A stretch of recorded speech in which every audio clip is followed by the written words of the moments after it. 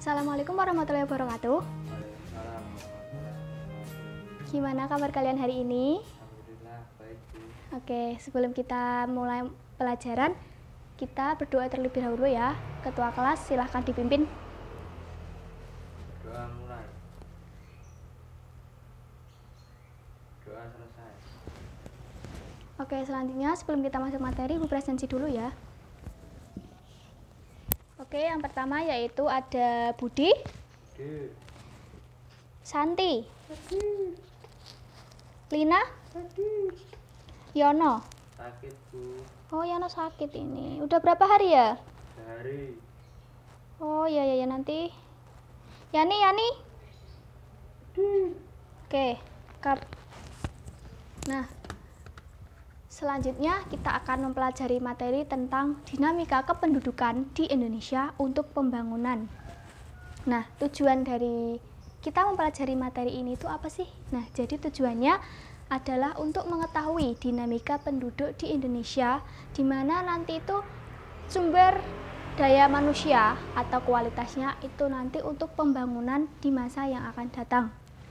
Nah, penduduk Indonesia ini tercatat sekitar 269,6 juta jiwa yang tersebar di 5 pulau di Indonesia, yaitu di Jawa, Sumatera, Kalimantan, Sulawesi, dan juga Papua. Nah, dari 269,6 juta penduduk ini, ada yang tahu nggak penduduk itu apa sih sebenarnya? Enggak Bu. Nah, jadi penduduk ini merupakan sekelompok orang yang tinggal di suatu wilayah. Nah, dalam hal ini yaitu penduduk Indonesia ya, penduduk yang tinggal di negara Indonesia. Nah, adapun dalam dinamika kependudukan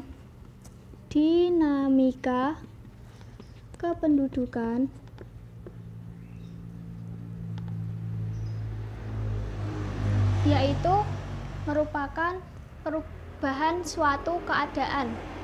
Nah, adapun faktor dari dinamika kependudukan ini yaitu ada kelahiran,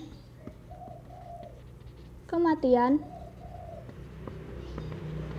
dan juga migrasi atau perpindahan.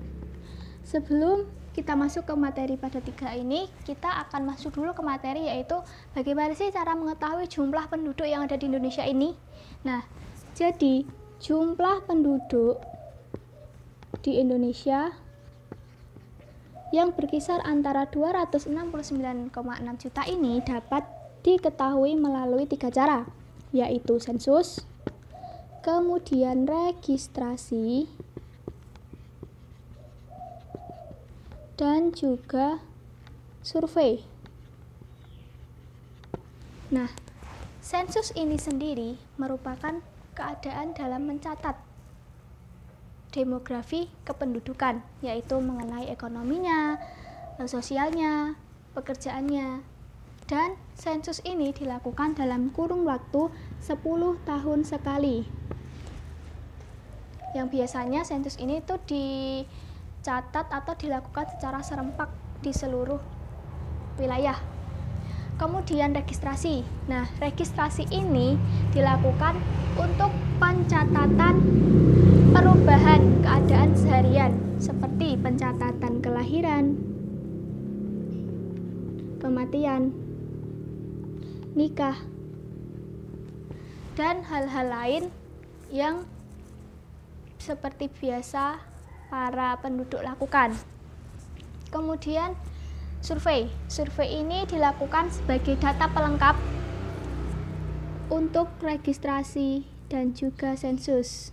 Data pelengkapnya ini kita melalui survei, dan survei ini biasanya dilakukan dalam bentuk sampel, atau kita hanya meneliti atau mencari sumber data sesuai dengan apa yang kita inginkan. Jadi tidak serempak seluruh wilayah seperti itu. Nah, setelah kita mengetahui cara mengetahui jumlah penduduk ini, kemudian materi yang akan kita sampaikan yaitu melalui kelahiran. Nah, kelahiran. Ada yang tahu nggak kelahiran ini apa? Enggak, Bu.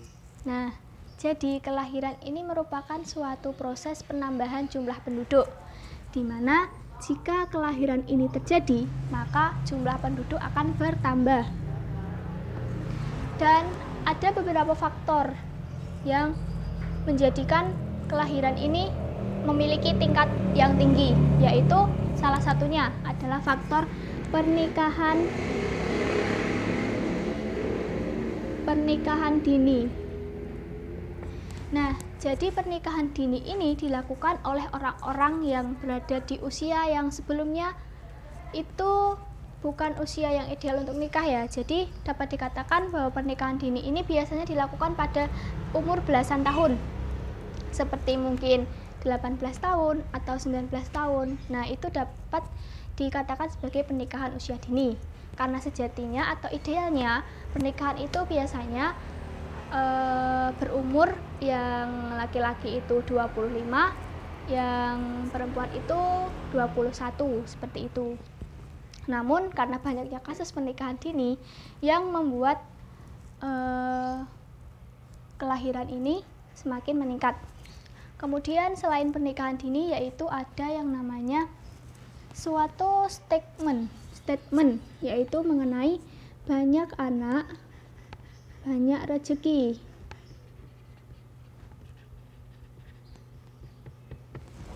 Nah, jadi banyak orang dahulu yang menganggap bahwa banyak anak banyak rezeki. Jadi mereka pada zaman dahulu itu anak-anaknya terpaut banyak ya. Jadi ada yang lebih dari 3, 5 seperti itu. Namun pada saat ini pemerintah sedang mencanangkan program keluarga berencana atau KB untuk menekan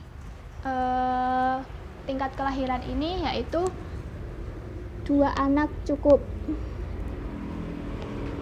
sehingga keluarga berencana ini ketika programnya ini dapat terlaksana dengan baik akan dapat menekan jumlah kelahiran yang ada, yang nantinya akan membuat demografi penduduk atau bonus demografi seperti itu. Kemudian dalam kelahiran ini ada beberapa cara untuk menentukan kelahiran, yaitu melalui angka kelahiran kasar.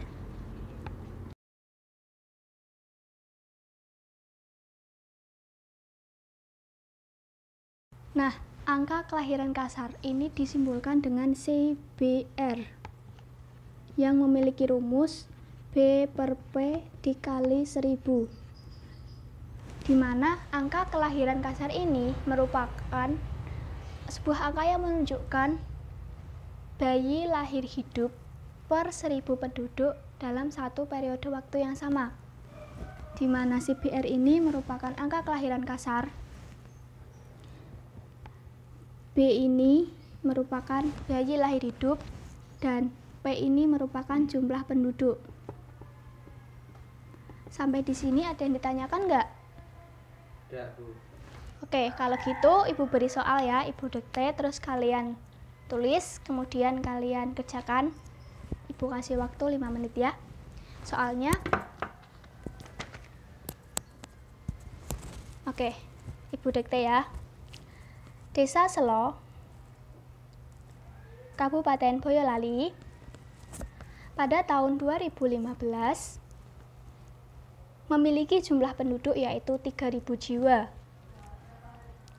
Kemudian jumlah kelahiran bayi pada waktu yang sama yaitu tahun 2015 adalah 27 bayi. Kemudian pertanyaannya, berapa angka kelahiran kasarnya atau CBR-nya? Sudah paham ya? Ada yang ditanyakan? Tidak, Bu. Oke, kalau begitu dikerjakan dulu ya. Nanti kalau ada yang bingung, boleh langsung ditanyakan. Ya, seperti itu ya soalnya. Sudah kan? Mari kita bahas bersama-sama ya. Jadi, dapat dibahas soalnya, yaitu yang pertama diketahui tadi ada berapa jumlah penduduk. Jumlah penduduk di Kecamatan Selo Boyolali 3.000 jiwa. Kemudian ada bayi lahir yaitu 27. Kemudian berapa sih angka kelahiran kasarnya atau CBR-nya? Nah, rumusnya tadi seperti ini ya. CBR sama dengan B per P dikali 1000, di mana B ini merupakan jumlah bayi lahir hidup, kemudian P ini merupakan jumlah penduduk. Kita langsung masukkan saja datanya ke dalam rumus. 27 per 3000 dikali 1000 sama dengan 9 jiwa. Sehingga dapat disimpulkan bahwa di Kecamatan Selo Kabupaten Boyolali ini terdapat kelahiran 9 bayi per 1000 penduduk di tahun 2015.